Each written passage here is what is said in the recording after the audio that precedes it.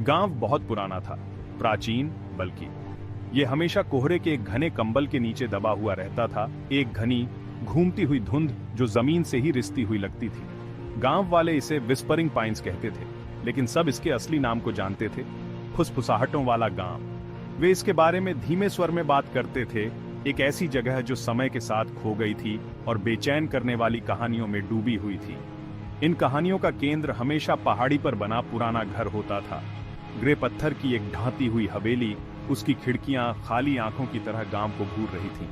एक आदमी की बाहों जितनी मोटी बेलें उसकी दीवारों पर फैली हुई थीं, जो वर्षों की उपेक्षा और अकेलेपन का प्रमाण थी। गांव वालों का कहना था कि घर में एक उपस्थिति थी, बेचैनी की एक आभा थी जो आपकी रीढ़ की हड्डी को नीचे तक कंपा देती थी। घर के पास जाने की किसी की हिम्मत नहीं हुई, अंदर कदम रखने की तो बात ही दूर रही। यह एक मूक प्रहरी के रूप में खड़ा था, भूले हुए भय और फुसफुसाते हुए चेतावनियों का एक स्मारक। जिन लोगों ने पास जाने की हिम्मत की थी, उन्होंने अजीबोगरीब आवाजों, हवा में ठंडी फुसफुसाहट और भय की भावना के बारे में बताया, जो उनके भागने के बाद भी लंबे समय तक उनसे चिपकी रही।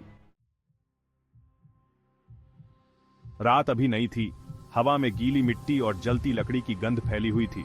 किशोरों का एक समूह एक चटकती आग के चारों ओर घूम रहा था। उनके चेहरे नाचती हुई लपटों से रोशन थे। वे भूतों की कहानियां सुना रहे थे। कहानियों के और अधिक भयावह होने पर उनकी आवाजें धीमी हो जाती थीं। उनकी हंसी रात के सन्नाटे में घबराहट के साथ गूंज रही थी।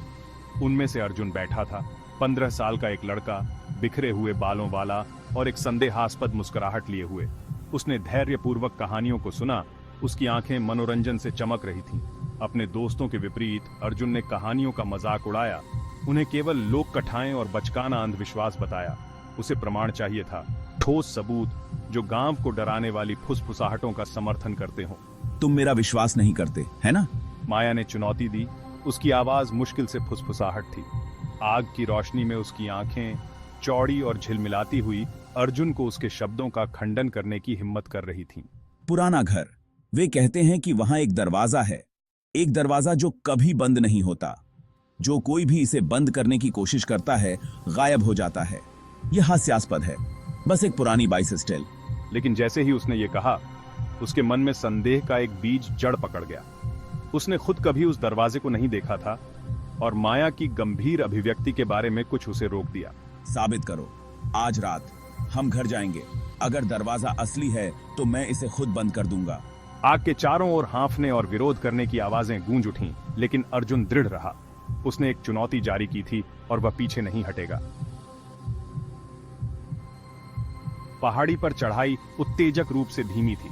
हर कदम आगे बढ़ने पर अर्जुन को घने कोहरे में और गहरा खींचता हुआ प्रतीत होता था।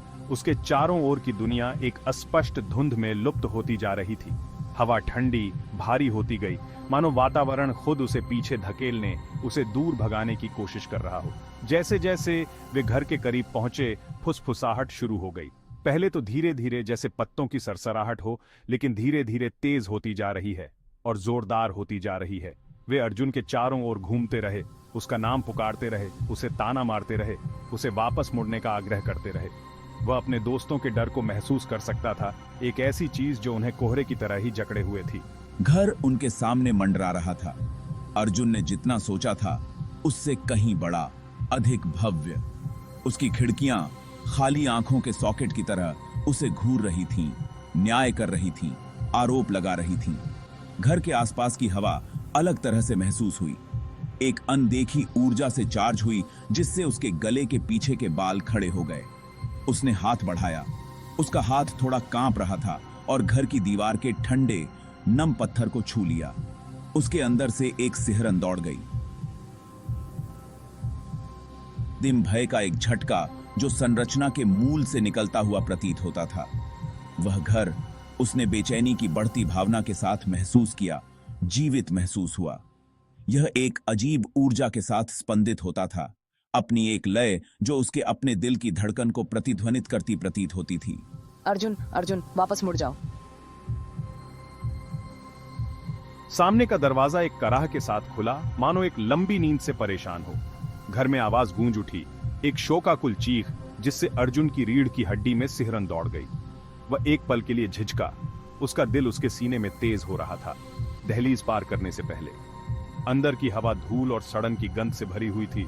सन्नाटा भारी और दमनकारी था। प्रवेश कक्ष छाया में डूबा हुआ था। एकमात्र प्रकाश उनके पीछे खुले द्वार से छन रहा था। हर कोने से मकड़ियों के जाले लटके हुए थे और फर्श पर धूल की मोटी परत जमी हुई थी।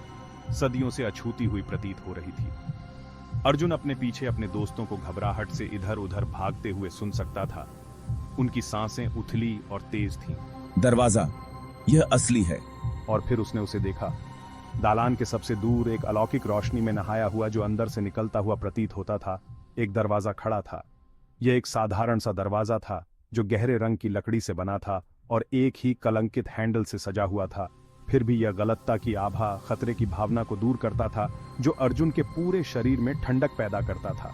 यह थोड़ा अजर खड़ा था, मानो उसे करीब आने के लिए आमंत्रित कर रहा हो, उसे अज्ञात में बुला रहा हो। उसे इसे अपने लिए देखना था, उस किंवदंती का परीक्षण करना था जो पीढ़ियों से उसके गांव को सता रही थी।